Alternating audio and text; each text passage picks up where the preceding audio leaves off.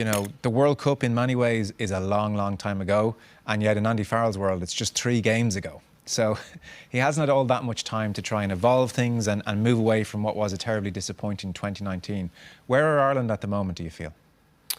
It's kind of hard to know because they haven't been together for so long, but judging by those pictures, I mean, I think you can take a lot of confidence, that group that is getting together, from what they did against Wales and Scotland in those 2 test matches. Obviously, it was disappointing what happened in Twickenham, but as you saw from the clips, 2 of those tries were from kicks as well, so that's 14 points.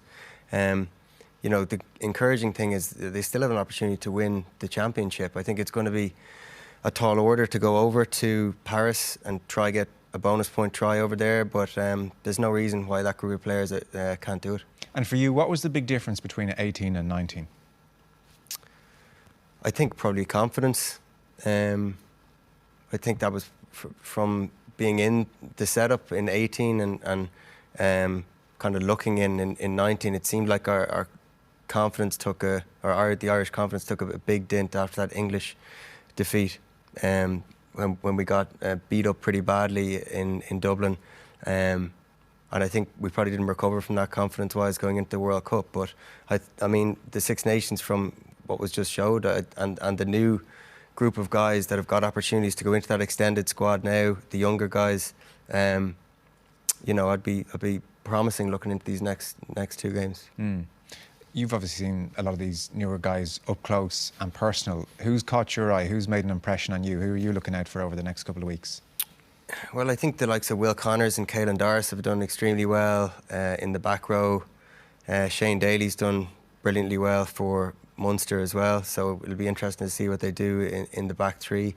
And then you've obviously got your mainstay guys who've really put their hands up again as well, the likes of Gary Ringrose, Robbie Henshaw, Bundy Aki's been playing brilliantly for Connacht. So it's going to be very competitive. It's going to be as competitive as ever, and in a few of the positions there's going to be a few tough decisions.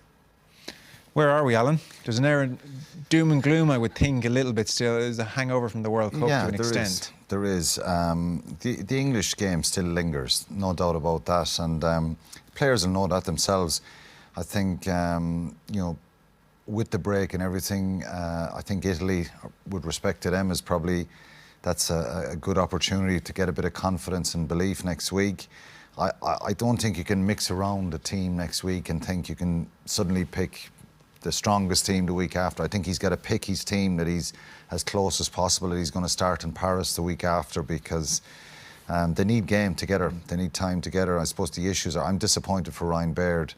I really would have loved to have seen him get an opportunity. I think he offers so much pace and footwork, and you know, look, he's going to mature another bit. He's definitely going to get stronger. He's going to get a little bit bigger, but I think he's a great player. Physically, we've had issues against England the last couple of years, and I think, you know, he reminds me of a Toge. James Ryan is still a world-class player and such a brilliant player. So, and Ian Henderson, you know, it would have been a tight call there. Andy Farrell would have probably picked Ian Henderson, but Ryan Baird would have certainly probably been on the bench if he didn't start. As Fergus said, the back 3 is an issue now with Jordan Larmour. No Tadhg Furlong, no Dave Kilcoyne. So we've a couple of worries and concerns. I think the front row, second row, and the back 3, the mix of the back 3. I would put Gary Ringrose on the wing, and I'd either pick Chris Farrell or Robbie Henshaw in the centre with Bundy Aki. I think Bundy Aki has just started this season too well. He looks so sharp. So there's a couple of issues. You could put Hugo Keenan, Shane Daly straight in at fullback. Maybe for the Nations Cup, I think there'll be a bit of room to manoeuvre, but I think you've got to go with putting Gary Ringrose on the wing. Doesn't really weaken your side, does it? He's such a talented footballer. And put Chris Farrell or Robbie Henshaw or Aki at 13. Mix it around there. You've a lot of experience, a lot of power there. Scrum half is the other one. Conor Murray, does he start next week?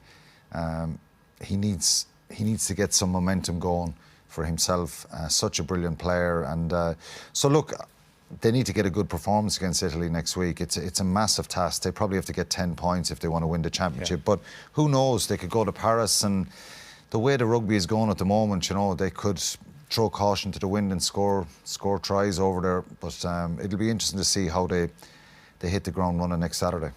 What would you do in the back three, Fergus? Yeah, I think obviously with Jordan gone, he was having such a good season. I'd probably put Hugo Keenan to fullback with Conway on one wing and put Stockdale on the other as well. I think Stockdale's done pretty well at fullback for Ulster, but I think his best position and his best rugby has been on the left wing for Ireland. So I think that would be a pretty strong combination, considering Keith Earls out as well. Keith Earls is injured, gone obviously. as well. He's not in the squad, so he would be right up there if he was fit.